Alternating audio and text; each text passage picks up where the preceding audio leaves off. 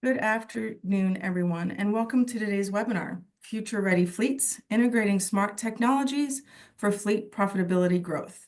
My name is Elizabeth Nicholson, TCA's Director of Education and Training, and on behalf of TCA's entire leadership team, I want to thank you for joining us. A few reminders before we get started. Should you become disconnected from today's event, you may rejoin by clicking the link provided in your registration and/or reminder emails. Also, a disclaimer will be posted in the chat window for today's session as it is being recorded. Questions can be submitted using the Q&A or chat icon found at the bottom of your screen. We will answer questions at the end of the main presentation. I'd like to thank Optimal Dynamics for sponsoring today's webinar.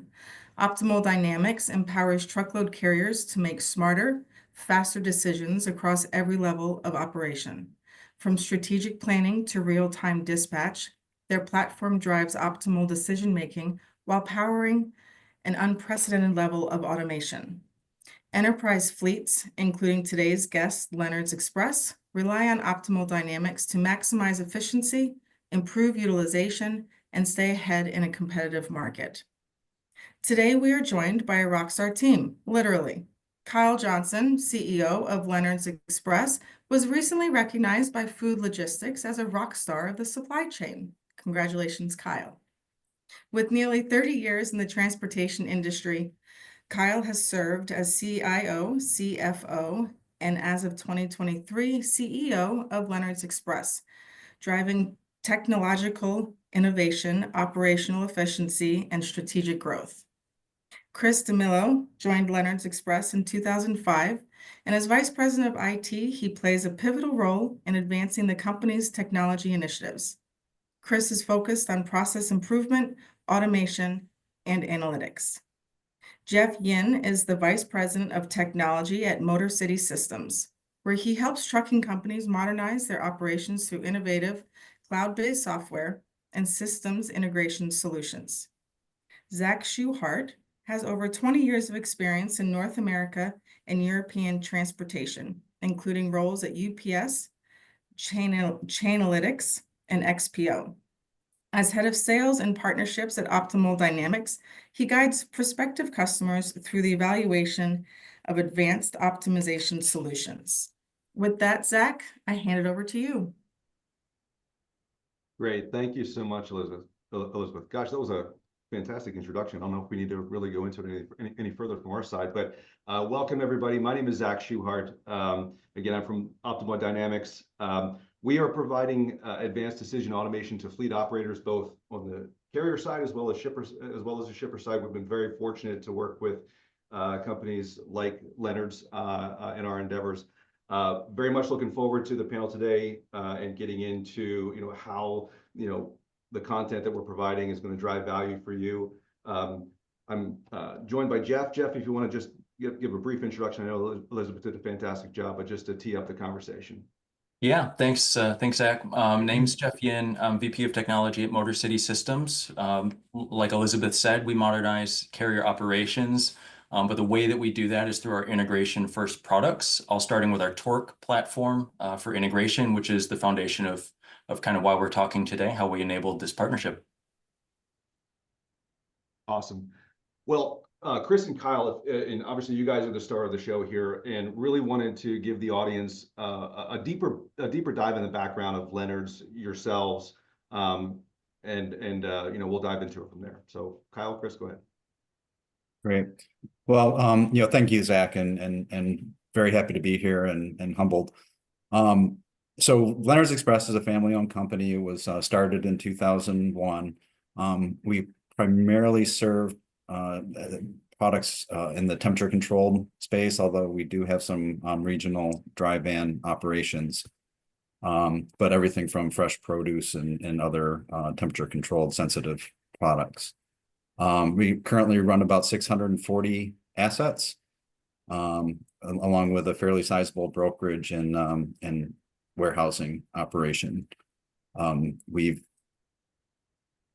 I'm fourth generation in the industry and are passionate about the industry, and the fifth generation's in our company and ready to take things on. So we're pretty proud of what we do every day.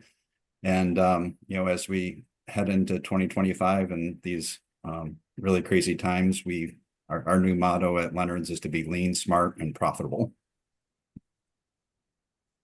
Fantastic, thank you. So, Chris, we'll get into kind of your role here in a minute, but Kyle, if you could spend a little bit of time talking about the transportation market, kind of post-COVID, leading up to today's conditions, and then we'll talk a little bit about what you guys have on the docket for 2025. But give the audience kind of a feel of what you guys have felt post-COVID. Obviously, coming out of that, challenging time and into a whole new one. So we'd love to get your perspective on that. Yeah, I don't think it's a secret that our industry has certainly had its challenges post-pandemic. We've felt the downward pressure on the rates from our customers, and there was certainly some we'll call it shipper's revenge coming out of the COVID environment, where it was a good time for trucking, and we quickly realized that the revenue that we were generating during the pandemic was hiding a lot of operational sins.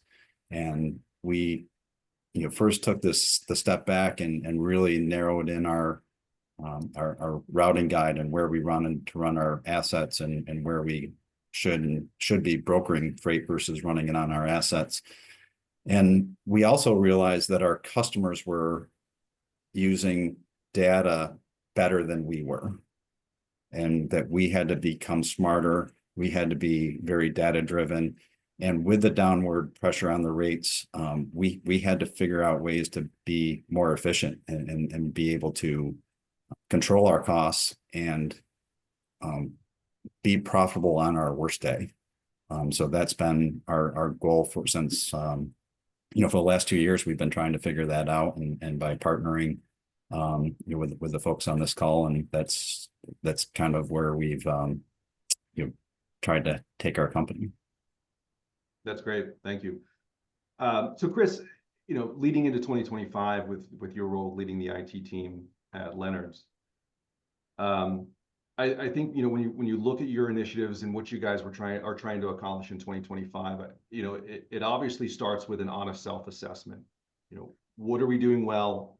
What processes do we have in place that are really performing?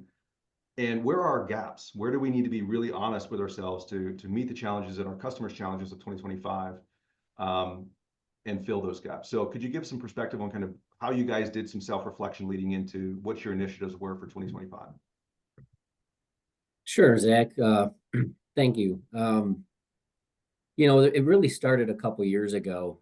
As a company, as Kyle mentioned, we were simplifying a little bit of our operational structure, understanding our routing guide from an asset versus brokerage perspective.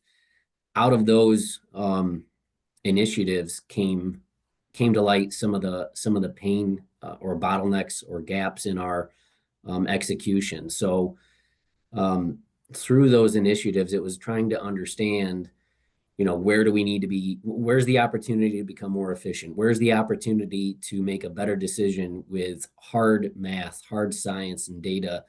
And then what don't we have already in our house to help facilitate those decisions and facilitate them with ease, right? So we went to market for some solutions, and partnering with OD and Motor City has allowed our operational team to execute at a higher level, continue to maintain service to our customers at a higher level, continue to serve our drivers' needs at a higher level with more confidence. Coming into 2025, it's really taken a look at what we have built and implemented in the last 6-12 months coming in, and how do we scale that, right? What other areas in the freight management do we have to inject more technology to become more lean, more smart, more profitable? So we've got a few other initiatives we're pushing through here right now on the back of our OD implementation, and we're very excited to see what the next 6 to 12 months is really going to bring our operations teams from a efficiency, velocity, decision-making, nimble execution strategy there. And it's really exciting to see, being, an IT person, I love to see all of this technology coming into the industry. It's a little disruptive, but it's pretty fascinating to see some of the problems, we're solving with it. So I'm a huge advocate for leveraging technology, where it makes sense in a responsible way. Yeah, that's summed up great. So I think if I could just reiterate that, I think as you were looking at, what our people were doing well and how we could enhance or help them make better decisions, with understanding, again, that, we all get our iPhones out to do simple math, right? And a lot of what's involved in a transportation decision is complex math. And it's a marriage between, what our team members know about our customers, our drivers, our network, our constraints, and then leveraging powerful technology that understands that, there is a value for a driver, truck, and trailer in the future at a certain place at a certain time, versus another place and time. And, making that decision faster and better yields a lot of utility. Now, it's not an easy endeavor by any means. Any carrier that's looking to lean into this and level up, their service to their customers, their profitability and efficiency internally, is not just to flip the switch and get it done. And I think it also has to be honest that, most carriers deal with kind of the full spectrum of age of their tech stack, what they're working with, and then how they might, leverage a partner to help harmonize a legacy system that has a lot of internal components and a lot of internal development, with a new advanced modern solution that needs to integrate, robustly to it. So I think that's, I think, we're moving into, how you guys are evaluating and assessing internally, Chris. How did you guys get to the point where you were looking at, hey, what are we doing internally? How are we developing internally? And where could we benefit by leveraging a partner to help harmonize these systems together? Yeah, so for us, it was taking a hard look at the process, the bottlenecks, and the decisions, right, and understanding what data requirements there are too, whether it's a driver's personal needs, it's appointment times, it's relays, it's all of that complex layers of successfully managing, our freight. When it came to the decision to relieve some of or improve some of the planning decisions, then it came to evaluation of what do we have, do we have the necessary data? Are we capturing it? What processes internally do we have to change, right? So once we addressed some of that stuff and really made the decisions, Motor City's team helped us, with that bridge between our TMS and the optimizing engine there at OD. And it was really through that implementation, through that building, tweaking, understanding more and more of the decision-making requirements of our operational teams. It was kind of like a back and forth, a give and take a little bit, right? You take a step forward, you make a change, you capture more data. And that was some of the other stuff too that, this project really made us level up a little bit as a team, as an operational team, to clean our data a little bit more, to simplify some of the structure we have in our TMS, in our tech stack, right, in order to fulfill some of the requirements, the demand of the data that the optimizing engine, requires. Yeah. And to tack onto that, I think this is a pretty common story where, we see customers who want to take advantage of newer technology like an Optimal Dynamics platform, but it needs to integrate with an existing platform like a TMS. And if you have to change your TMS or migrate to a new one in order to take advantage of those things, you get kind of hamstrung. And so we were very fortunate to be a part of this project, largely because, over at Leonard's, I have to give you some props here. You had a very good understanding of your operation.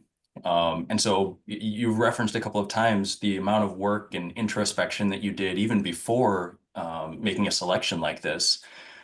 that really came in handy during the project, because when we talked about, this piece of data is doing this, or this, we built this integration, we passed data from one place to another, and it didn't do necessarily what we wanted to, you were well equipped to make those tweaks and then try again, as opposed to, well, I guess we got to call it. So I wanted to make sure that you got the props that you guys deserved. You had a really good understanding of your operation and your data.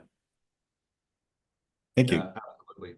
And kudos to you guys, Kyle and Chris, for kind of, meeting that challenge head on. I mean, I think every carrier on every TMS has the dreaded notes field where, driver, PTAs, appointment windows, or events somehow end up migrating into notes that, and it kind of lives in there as, especially with a carrier as old as Leonard's, you're kind of a function of how you were trained, and these things kind of just make their way into everyday life within an organization. And to pivot towards, an advanced solution that relies heavily on, the data discipline that's going into it. It's a change management endeavor that needs to be supported from a senior leadership perspective, all the way down, to our operations teams that are interacting with our customers and drivers directly on a day-to-day basis. Everybody has to be on the same page that, we can't operate the way we've been operating on notes and the notes field and, gosh, on whiteboards and tablets. We have to get this information into the system, be disciplined about it, and create structures so that we can make better decisions. So I think that's such an important point. You guys have certainly embraced that journey head on. Nobody's perfect. It's always going to be a roll up your sleeves endeavor and get after it. But you guys have been a phenomenal partner in understanding where you guys could level up your processes and data discipline, so that we could lean in to helping drive better decisions to your users. No, one point, I wanted to touch on, Zach, that part of your question that Chris answered was, at least I believe, was how do we make the decision of whether to use an integration partner like Motor City or do some in-house development, because we've got really talented people on our IT team that very well could have written the integration between the two platforms. But we were faced with making that decision. Okay, well, we can develop this in-house, but ultimately we've got to support it. And to partner with a company like Motor City or any integrator for that matter, they should be the experts with their product, and let our team focus on where the data is, how to supply the information to team that Jeff operates. But I think that was an important fork we stuck in the road that said, hey, look, we're not going to do this in-house, and we're going to partner with some very smart people outside our organization to do it for us. Yeah. Thanks for that. And I think that, it's borne some fruit as well, because, now that Torque is in place, and, we've worked together and understand your data, that kind of opens some additional doors, just because of the nature of the way that we do integrations. It's a platform. It's not a point-to-point integration.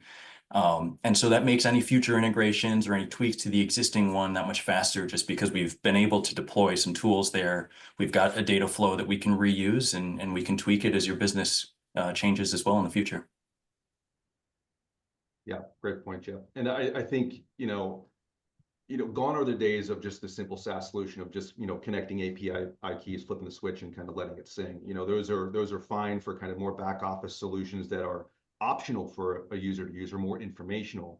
But really, when you start to get into decision automation on the floor, that is connecting your senior leadership and strategy to your driver advocate and planner that are making hundreds or thousands of decisions a day, it's important that your partners that you're working with on this are going as deep as you are on the importance of everything being right.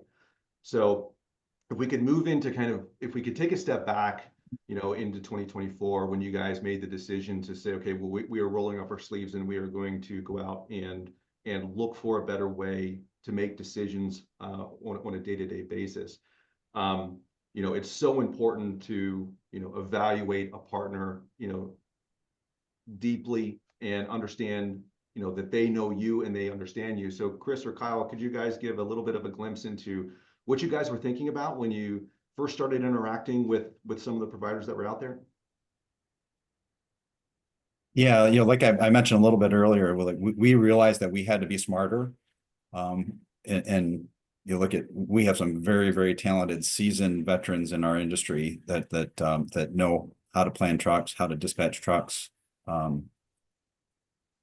But in order to be able to take the next step and to compete with some of our, there's some very smart people in our industry that are creating some wonderful new products, and we knew that we had to take a step back and level up to be able to compete and survive in the future.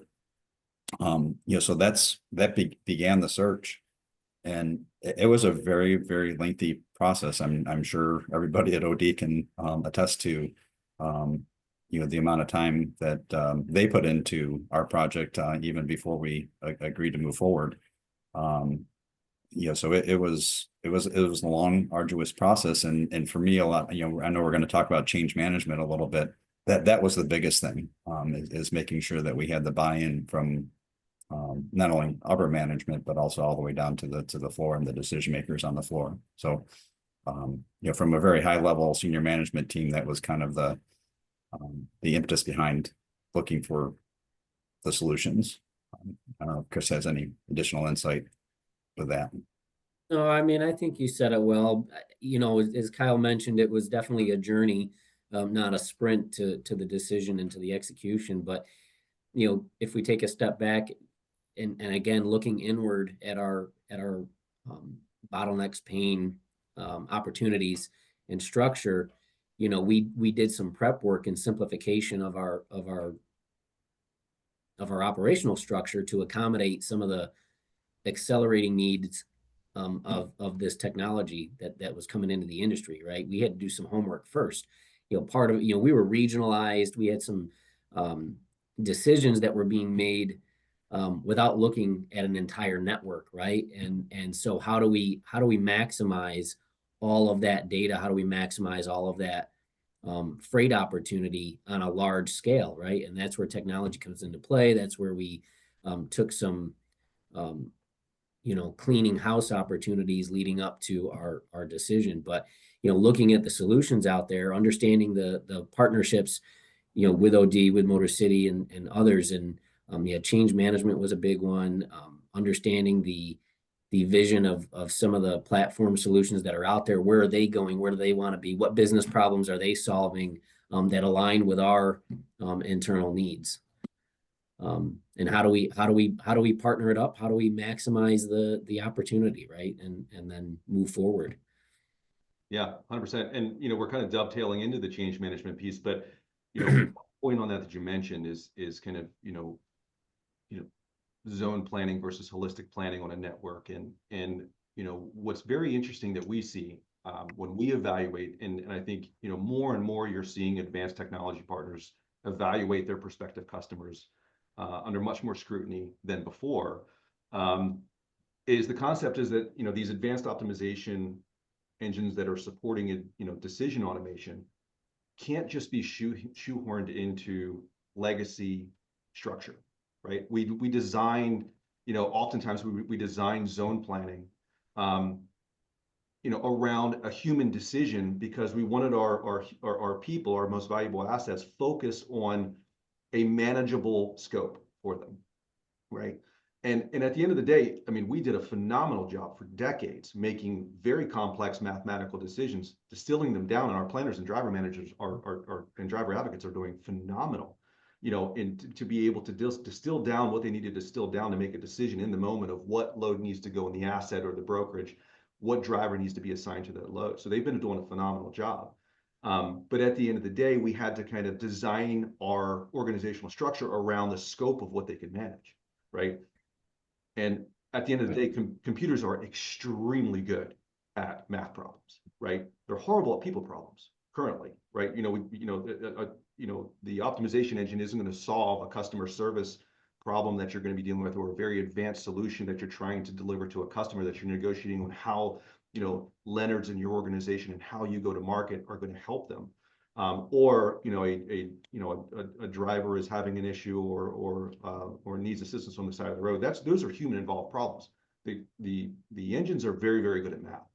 And the change management piece of looking at it and saying, okay, well, now we have the ability to make a load allocation assignment or a driver to load assignment that takes into consideration the totality of the network, not only when a driver needs to be home, what their hours of service are, are they a runner versus are they a regional driver that needs to get home on Friday at noon? What are our A customers, B customers, and C customers? What are our never fail customers? And now we have a solution that can actually take into consideration all of those dynamics in one decision. From a math perspective, the human is still looking at it, but it changes the ethos of the organization of how you're actually executing the load. So the change management piece is not anything to scoff at and kind of glance over, because it is it is vital to a successful rollout of a project. And I'll kick it over to Jeff for a minute to kind of let him kind of give the idea of what Motor City looks at for potential customers and how they're evaluating customers as well.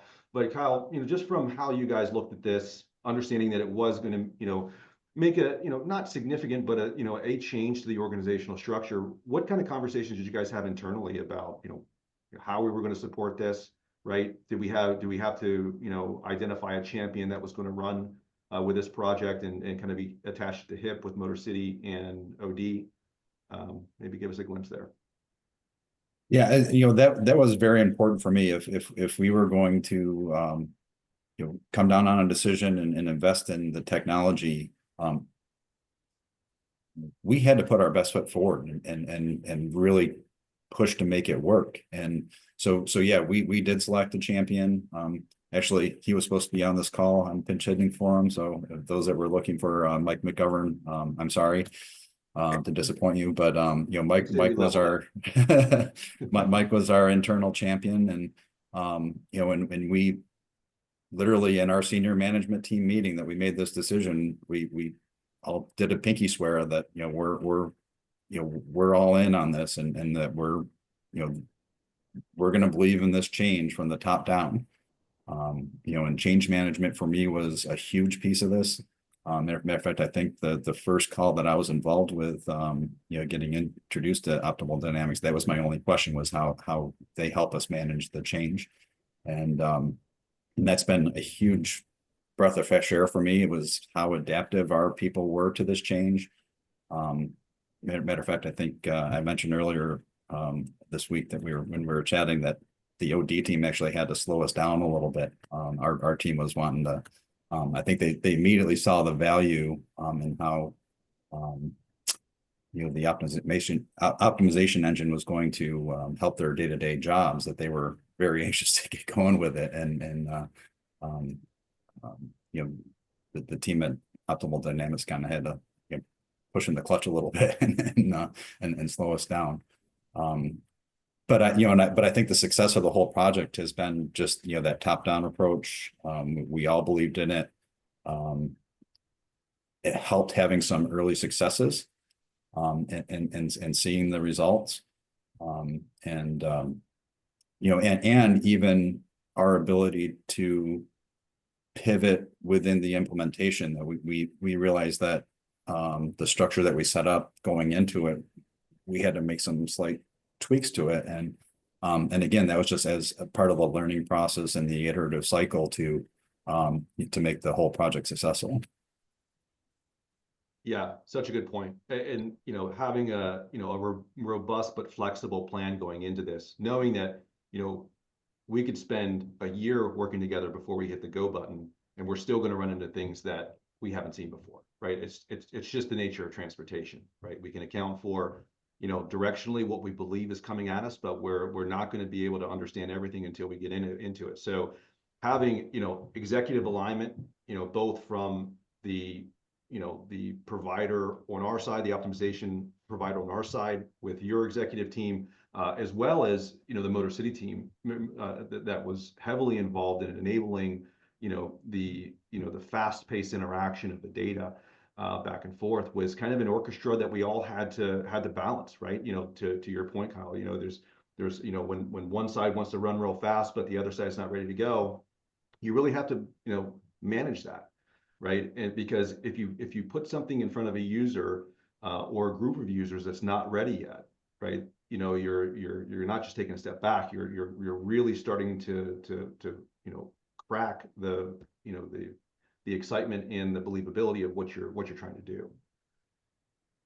So Jeff, I don't know if you have any insights on how you guys, you know, from the technology enabler side, you know, how you guys evaluate a project, look at a project to be successful. What are some of the markers that you guys see? Yeah, thanks. And it's really interesting, you know, there's a common thread between Zach, what you were saying, and Kyle, your response there is that humans have done a really fantastic job of trying to do things, but kind of subconsciously in some cases, right? Like you see this load come across and you know it's got to go to this driver and it's got to be on this date and it can't be late. And those are things that, you know, you make the same decision over and over again, or a very, very similar decision over and over again. And I know as an organization at Motor City, we believe that we're trying to, you know, allow some really talented people to focus on the complicated problems and automate everything else. And I know that there was alignment between all three parties in this project, that we're all trying to do the same thing. We're trying to automate the stuff that is less likely to become an exception or a problem. And I would say that's the first thing we really, you know, look for in a project with a potential partner or customer is really, you know, are we trying to accomplish the same goal? Because if you know, one of us has motives that maybe don't align, or we don't understand why Leonard's would choose Optimal Dynamics, it's going to be very hard for us as a technology provider to be able to make the hundreds of tiny, minute decisions during the implementation to make the broader goal successful. And make no mistake, you know, we're not going to be sitting next to each other for 2 months and do this implementation together. There are going to be times when we've got a developer who may or may not have been on a call with either of you this week, who's making some small decision inside the code or inside the configuration, and that can have a really big impact on how things go. And so we try to make sure that there's alignment kind of at the top level right at the beginning.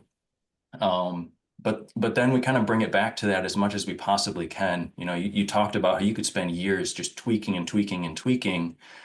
It does require a little bit of discipline to stay focused on what's the ultimate goal. Why are we here?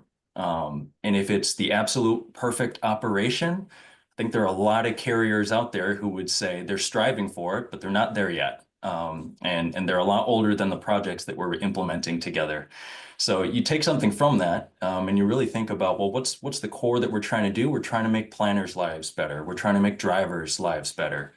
We're trying to service our customers better. And if that's really your guiding light from the very beginning, then you can kind of put some of those little, I like to think of them as side quests, like a video game. You know, you can take some of those side quests and put them into context. Yeah, that would be really cool, but is it going to make the impact that focusing on the core of this integration is going to make? And ultimately, that buy-in that you got early on in the project and the reason that you had to slow your team down was because you did a really great job of focusing on the core mission. Make a note for the other stuff that you want to do, but stay focused on the mission. Yeah, absolutely. Chris, any change management on your side from an IT process perspective? And, you know, when we, you know, presented Motor City to you guys and you guys started working with them, did you see any change on your side? Anything that you guys had to do differently or adjust to? I'd say from an IT team, it was really just providing the data accessibility to the Motor City team. It was understanding what missing data there was that the operational teams needed, or the OD platform needed to make the better decisions, right? And then connecting the dots, providing Jeff's teams the accessibility to our environment in a easy way.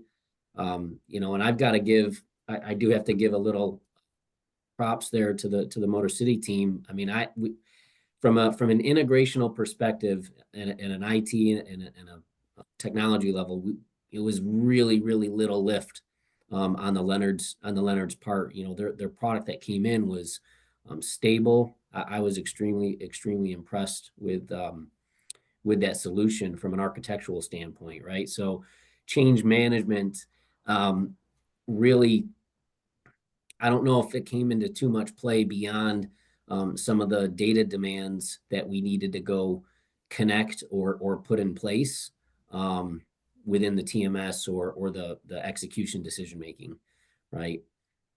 It was kind of, I'll be honest, it was kind of nice to be a little hands off on such a large, impactful initiative from a development standpoint, a maintenance, a hand holding type deal, right? I provided the environment access.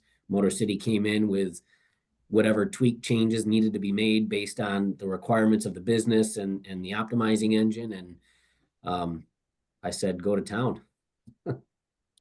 Yeah, and you know, that's such a refreshing interaction because you know, from our side, and I'm sure Jeff sees it as well. I mean, we have the luxury of seeing, you know, a broad cross section of you know, fleet operators, and you know, we have kind of grown up in the era of, hey, let's build it here, let's customize as much as we can because you know our users want X, and we're going to accommodate that.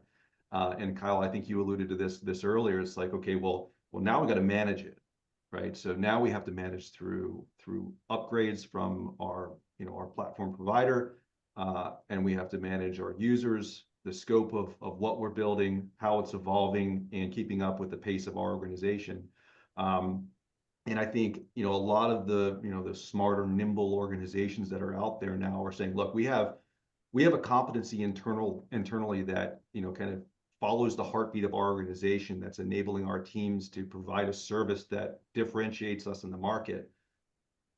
But we also know that there are very sophisticated partners out there that now are not scared to roll up their sleeves, learn my organization, say it's okay to have, you know, a customization built a certain way that probably doesn't work very efficiently with a modern tech stack, and figure out a way to make it work.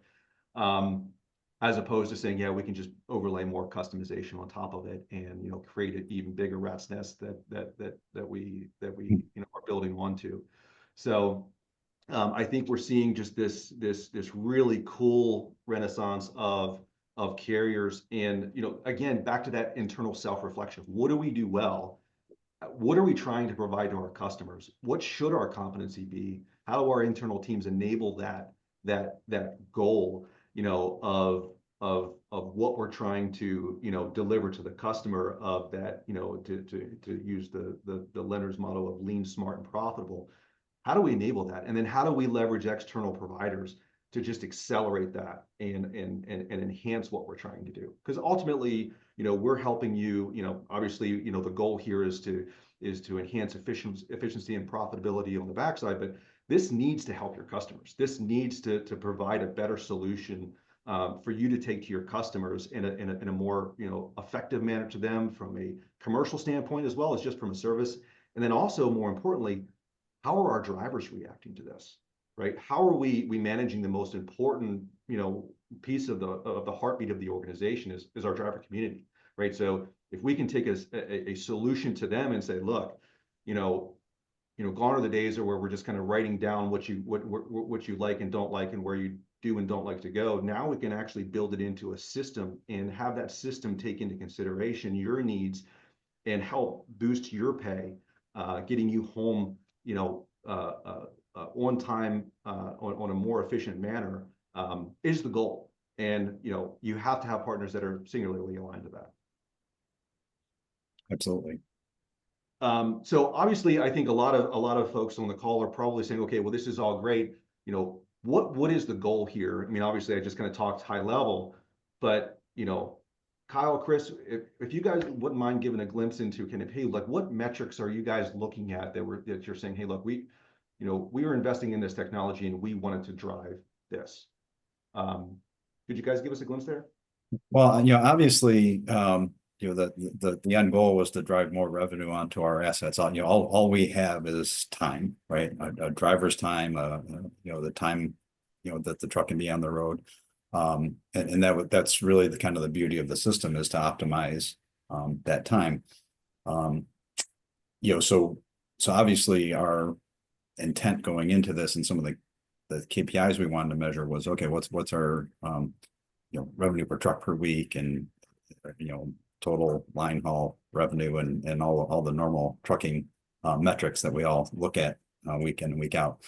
But we set some smaller goals ahead of that, right? So we knew that we wanted to get to at least an 80% acceptance rate on the suggested plans, right? That was an early goal for us, and I think that we've hit that now with so we started only with our OTR, our over the road long haul divisions. We're now rolling into our regional operations. So some of these statistics that we're talking about is strictly our long haul over the road, mostly refrigerated operations. We're accelerating the velocity of our freight. We've been able to increase our total revenue per total mile by almost 5%. And by the way, we actually did have a little bit of an increase in deadhead because of that, right? Or because of the way the optimizer works. So we are able to increase our revenue per total mile while also having a little bit of increase in our deadhead.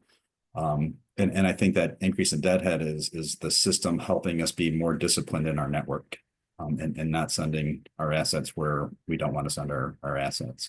So, and having that discipline in the network is helping recruiting, making sure that we're recruiting drivers where we're going to run our trucks, that we're not, hiring somebody in Southern Texas and we never send an asset to Southern Texas. And another big statistic that we hit was, we've been able to reduce the number of outside broker loads that we were taking to relocate our trucks by almost 45% in the past 6 months. So that's been a huge benefit to our overall network, and quality of life for our drivers, right? So that our drivers like to haul our direct customer freight. They want repetitiveness in the shippers and the receivers that they're going to. But I do have to say that initially we had a little bit of disruption in our network. Again, the optimizer wants to optimize the amount of time that the driver and truck is used, and it shook out some drivers that maybe were not ready to be that productive, and we had some attrition. You look at, again, computers deal with math very well, not humans so much. So we had to buffer some of that with our drivers, and actually even make some tweaks to how the engine worked. So that we weren't, there's a balance between optimizing every minute of every week to optimizing it reasonably. So yeah, we had a little bit more driver turnover than we expected. But the drivers that stayed in it, I think they saw the benefit coming out of it. They're earning more because they're getting more miles. They're getting more use out of their truck and their time. Again, all we have is time. Yeah. So yeah, we've definitely saw some setbacks specifically with the driver turnover, but we've rectified that. We're back relatively full with our trucks, and we're starting to see the increase in the revenue and certainly the reduction in the brokered loads, which just inherently improves the quality of the freight that we're hauling, quality of the revenue. 100%. I mean, that activity should be grease for the network and not a strategy, right? And I'm referring to the broker, leveraging the asset on just kind of the broker boards that are out there. There were 2 points I wanted to key on there, because I think it really is important, and I hope the audience is getting the perspective of, like, look, this is a roll up your sleeves endeavor.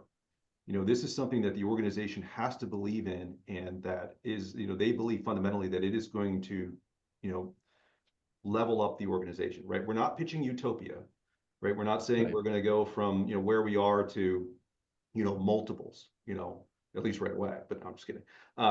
But it really is saying, okay, well, how do we take the good that we're doing and make it better? And part of that, and it's such an important point that you make, was the deadhead miles, right? So, and you have to understand where that came from. So if we think about how we started to incentivize the floor on the reduction of empty miles, right? the other side of that coin was, hey, well, I'm now putting loads on drivers to keep them loaded. Are they good loads? Should they be the loads in the network? So the beauty of looking at an unbiased solution that's coming in and saying, okay, put this driver on this load because it's maximizing their hours of service. The probability of them getting it home on time. We understand all of your customer constraints at the facilities that this load sequence works. But now that we're in an era where we're paying drivers all miles, it doesn't matter to the driver. If as long as you're increasing their weekly miles, they're happy. And if it's driving more revenue to your company and you're ticking up just just moderately on the empty mileage, I don't think that's a problem. It's helping the company meet its objective. Secondly, on the driver kind of impact, right? It will shake the tree a little bit, and it's not in a bad way. It's saying, look, these human decisions that we were doing for decades had some component of human emotion in it, and I'm not saying it in a bad way, but if a planner or driver advocate is managing a portfolio of drivers, they want to keep those drivers happy. And it's human nature to try to keep them happy while balancing what the goals are of the organization. So you could have a scenario where, Chris is coming out of home time. There's a load that's 20 miles from him. And I, as a driver advocate, is like, hey, look, I know Chris likes to get going. I'm going to put this load on him.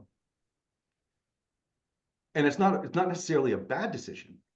But what we would be saying potentially would be like, hey, well, no, send Chris 150 miles away for this other load, because that load is actually better for him and where he's going. Jeff is actually coming in loaded. And if you don't give the load that you were about to give to Chris to Jeff is going to deliver the load that he's on. He's going to have 6 hours left on his clock. He's going to go home, and you're never going to get those 6 hours back. So you're going to just start from the hole. So where I'm going with that is that there is a little bit of the shaking of the tree. Drivers get very comfortable working with their driver advocate or driver manager or planner, and they kind of fall into this cadence of like, hey, well, I like running freight for this customer. And sometimes that's okay, but other times it's a little bit in contradiction to what the organization needs. So they're great points, Kyle, and I think it's the reality of a carrier operation taking things to the next level, right? And one thing I failed to mention there, Zach, was the velocity of the decision. We're planning so much further in advance, and not only is that good for our asset operation, but we're also using that decision-making ability and making sure that we're sending the freight to our brokerage that we know is going to go over the brokerage much sooner. So, a really bad example a year ago, right? So we might have had this load of freight that was sitting there and we've got our planner. Well, I might have a truck that might need that load. And I'm going to hang on to it. And then all of a sudden that morning they throw it over to the brokerage, and the brokerage is in there. Holy cow, I got to cover this load in the next 4 hours. Yeah. That load is now that decision's made way much further in advance now. And so it's also helping, our brokerage be that much more efficient as well. That's a great point. Yep. Jeff, Any other key points that I missed there, Chris? No, I think it was great, Chris.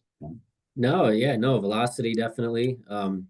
We talk about time, and it's how do we maximize the efficiency of the decisions being made and repeatable and successful too, right? Because it's trying to become more efficient with and I'll say automated, but it's getting the human, getting the planner involved in the more complex decisions that need to be made, and letting the technology try to at a faster clip, and that sets us up for scalability, right? So how do we inject more freight into the network, and leverage the technology here to mitigate or to make the decisions for us in that capacity that we onboard, right? And that's going to be pretty exciting to see when the market does change, and we are able to inject more freight. It's only going to make the optimizing that much more effective. Yeah, absolutely. And, Kyle hit the nail on the head early on. It's, great rates cover a lot of sins.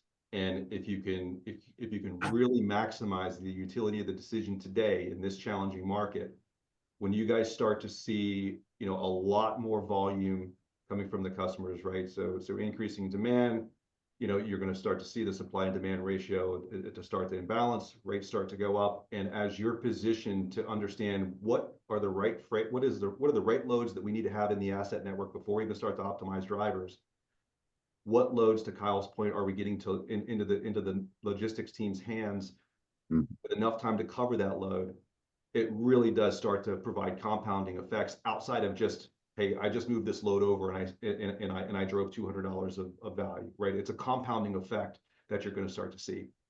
So I think you're making, a wise investment now to position yourself in the lean time to take advantage of the next market upcycle that's going to be coming. So Jeff, anything to add there before I'm gonna open up the window here to see if there's any questions in there. Yeah, I just wanted to add there, the hard times are going to be hard no matter what you do, right? And so, this is an opportunity for an organization that has the stomach for it. This is a chance for you to position yourself so that when things turn around, right, you can be more efficient. You've optimized your operation. You've right-sized, the parts of the organization that need to be right-sized. And so you've made the adjustments when it was going to be hard no matter what. And so hopefully you can really maximize that upswing in the market when it does turn. And so, I love the story because, we're all rooting for you because this is the story that we're told, right? If you lean into the hard times, the good times are even better. So. Yep, absolutely. Thanks, Jeff. So real quick, if we could just get to some questions from the audience. So do you guys participate in any groups or benchmarking groups that help you kind of, get exposed to some of the new technology that's out there? Chris or Kyle? Take that. Yeah. Yeah. Currently, we do participate in a couple, and in particular the TCA profitability program. We've been part of that for a couple of years now, and find a lot of value in sharing information with our peer group there. And certainly technology is always part of the discussion. That I get notes on after we've got key people that attend those sessions. Maybe Chris, you can talk about the tech group with KSM. Yeah, so for the past couple of years, we've been involved in the KSM Trucking Analytics Council focus group. It's not so much on the benchmarking side as it is leveraging data in your day-to-day decision making. How do we leverage it data? How do we look at process improvements? What are the new emerging technologies that like carriers are leveraging to solve similar business problems? And that group, I think, has been a wealth of information on what improvement members and what opportunities we have at Leonard's to try to take a look at our own data and be smarter with it. Yeah, it's great to see. I mean, in today's climate, you see, it's unfortunate you see carriers pulling out of these networking groups, and it's unfortunate because it really does provide a significant amount of visibility into what the carrier community is doing out there, what is actually moving the needle. So kudos to you guys for just being consistent and leaning into that kind of stuff. And Jeff, this might be a one that you and Chris might take together here, but how do you manage and prioritize multiple technology implementations at once? So all while the day-to-day has to be supported, right? The system needs to stay up. We're doing month-end closes. How do you manage that? Yeah, maybe I'll take a first stab at this one, Chris. Yeah, so what I see commonly is you've kind of got two ends of the spectrum. It's I'm going to do one project at a time because we as a team agreed this is the top priority, or you're trying to do 30 at once because they're all important. And there are pros and cons to both strategies, and I think in both scenarios you're sacrificing. If you're only doing one project at a time, you're sacrificing a lot of other important stuff that could make a really big impact on the aggregate, but you chose to focus on one, and that certainly could be the right decision. On the other end of the spectrum, you could be trying to balance a ton of things and do a bunch of things okay instead of one thing really well. And so, you have a limited number of changes that you can make at the same time, and a limited number of resources to do those things. What we tend to find is, maybe they're all working in a similar theme, right? We're trying to be more efficient with repeatable decisions, and we want to automate those, make them more efficient. We want to focus on customer satisfaction, where there are too many delays in our network and it's too fragile, and we need to focus on that. And so I think if you take on a couple of technology projects that are focused on the same business goal, they can play off of each other actually really well, because to bring it back to an initial point, if you understand the mission in the beginning, then you can align everybody behind it. You can actually accomplish that mission. And if each of these technology projects accomplish the same or a similar mission, you can have teams working on multiple projects, and they're not constantly context switching. They're just thinking about the same problem in a different way. Chris, anything to add? No, I agree. I would add that understanding risk of the in disruption, right? How do you evaluate the project in general internally, and understanding the different business units that are going to be involved, right? I'm fortunate enough to work in a very nimble, risk tolerant environment, and my team is very nimble to react at the pace of the business demands, right? So we're fortunate to be able to handle some multiple projects at the same time. But to Jeff's point, converging them on very similar goal planes is pretty important. Yeah. Nice. Yeah, that's great. I'd add maybe one more thing. Yeah, So the other thing I know we like to do internally is to kind of think big but act small. And so you might have multiple projects going at the same time, but if it's not a project you have to go full bore, this thing has to get done this quarter and we're starting it, in the last month of it. If it doesn't have to be completely finished, maybe you can identify a milestone in that project, that broader thing, that will make an impact, even if you don't complete the entire project. And that way, if you get to that first milestone and you realize, okay, you know what, we have to reprioritize, or we don't have the resources, or the situation has changed and it's no longer as important, you've at least accomplished something that made you better, even if your initial plan wasn't perfect, because things changed around it. And so that thinking big and acting small is something we would always advocate for as well. Yeah, that's great. Kyle, this one just came in and this says a CEO response written all over it. But what advice would you give to other carriers that are looking at major technology investments in 2025? Take your time, be smart. Make sure you're looking at that. You go out in the marketplace right now. There's technological solutions for everything.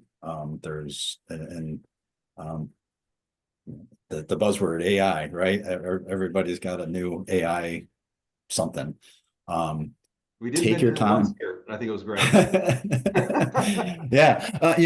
But seriously though, take your time, and again, it took us a very, very long time to make this decision and take that giant step forward.